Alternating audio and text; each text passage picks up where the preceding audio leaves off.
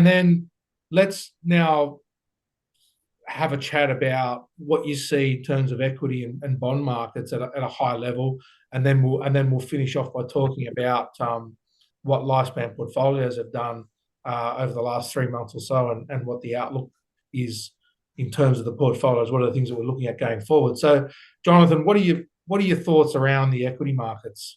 First off, my latest report, and we've also been discussing it, Eugene, obviously within the investment committee for some time now, that there's going to be probably better performance from smaller companies moving ahead, and Lifespan has been allocating to the smaller company sector yes, within portfolios. I think there's investment merit to that strategy and to that allocation, and more recently been writing about that in my pain report as well. I mean, global institutional money managers are underweight smaller companies because smaller companies have been underperforming so-called larger companies for some considerable time now. And so I think there's going to be some kind of reallocation towards smaller companies, and that's being obviously reflected in the Lifespan portfolio. So the interesting thing is, if you look at the performance of the US equity indices, in fact, those kind of so-called Magnificent Seven have been relatively underperforming in the last few months. And also interesting that the NASDAQ 100, which was, powered this US equity rally, that still is beneath its July 11th highs. So we haven't made new highs there.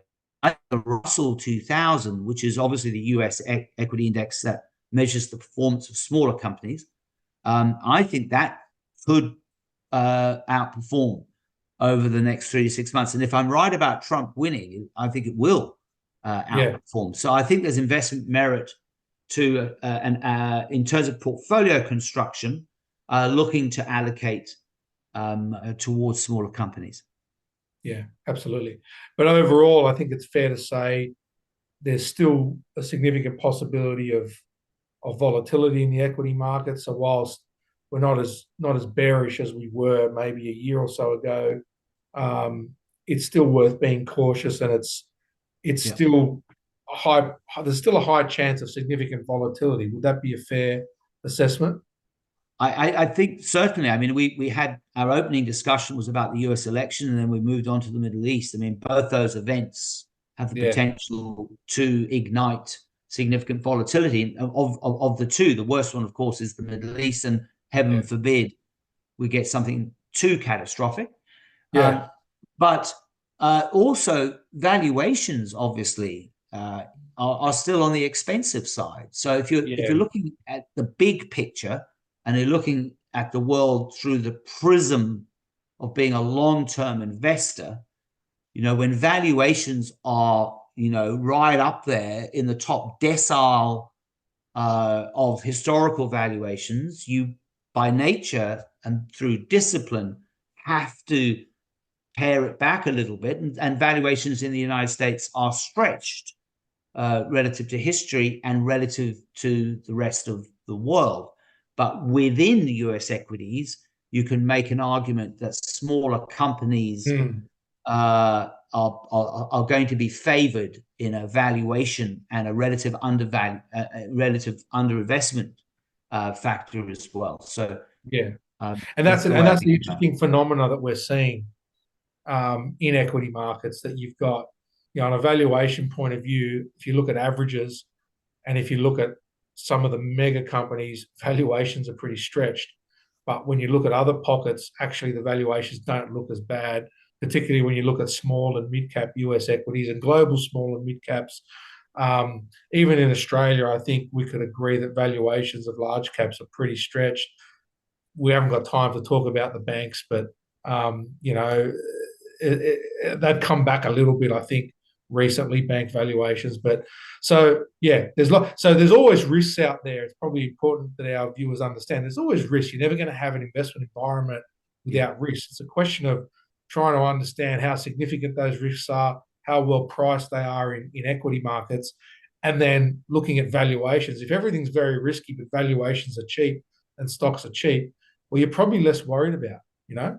Right. So anyway, so that's where we're at in terms of equities, but obviously it can all change very quickly if one of these issues that we're talking about, Yeah. starts to ramp up. And in terms of bonds, we've spoken that we're fairly neutral, and you've been fairly neutral on bonds. And when we talk about bonds, we're talking about long-term fixed duration bonds, government bonds. But we've actually seen an uptick in bond yields over the last couple of weeks, or even less than that, more recently than that, and that's largely due to some of the inflation numbers that have Yeah. been a bit surprising on the upside. You're still maintaining a sort of neutral feel on bonds? Yeah, I hate being neutral on anything, but I can't get excited Yeah, about bonds really. I mean, we've had some really big moves. Obviously, you remember very well October 2023. We saw 10-year bond yields in the United States, heading up to 5, and then we saw yields declining very, very sharply. Then we kind of spiked up, then we went down, and now just latterly, as you say, in the last week, it's about 10 days, isn't it, Eugene? I mean, it's yeah, only the last couple of weeks we've seen this fairly significant increase in bond yields, particularly in the United States. I am neutral. The big picture, we all know that America has these very, very high levels of debt, continuing high budget deficits. And to finance those budget deficits, the US Treasury has to issue a lot of US Treasury securities to finance the budget deficit. And so, therefore, all things equal, with the Fed easing monetary policy, lowering interest rates, and the US government borrowing lots of debt, issuing lots of securities to finance that debt, you're going to shift the yield curve upwards. It's going to steepen. yeah. And that's the really big picture direction, I think. Relatively low or lower short-term bond yields in the United States, but the longer end of the market is going to constantly be buffeted by the issuance of Treasury securities to finance that big budget deficit. Okay. So moving on now, just to talk quickly about to find, we started talking about the lifespan portfolios um, earlier, and just to sort of close the loop on that. So we have added an exposure to global small caps, actually global small and mid caps. So it's a manager that will invest in both small and mid cap global equities. So we added that over the last few months, and we may add to that exposure down the track. And we've spoken about why. So we believe there's an opportunity there. We took some of that exposure out of large cap, but also some out of emerging markets, so as not to increase the risk too much. In the tactical portfolios, we actually added that exposure, and at the same time, we increased our growth allocation. Whereas in the strategic portfolios, as I said, we took that out of emerging markets and large cap equity, so we didn't actually increase our growth exposure. They were the main changes we made in the last quarter. We are researching and looking to make a few other changes. We're looking most likely to add to property and infrastructure, and that's we feel as though a lot of the headwinds that sector have had have played out and or been priced into listed property and infrastructure. You've got to be very careful when investing in property and infrastructure. If you're investing in unlisted assets, it takes a lot longer for headwinds and other risks to actually flow into those asset prices. Whereas when they're listed on stock exchanges, they flow through much more quickly. So we think a lot of that's priced in. Plus, interest rate cuts are a tailwind for those asset classes. So we think, all things considered, we've been underweight those asset classes for a while, particularly property, not so much infrastructure, but we haven't had an allocation to global property. We've had an allocation to Australian property, but it's been small. So we're looking to increase that in strategic and possibly in tactical as well. And we're also looking to add an allocation to global REITs. And we're also reviewing our managers in that space. We're also looking to make a few changes in global equities to our manager selection, but we're just finalising our analysis on that and making a few decisions. Some of those changes are actually happening this week. Others will happen over the next few months.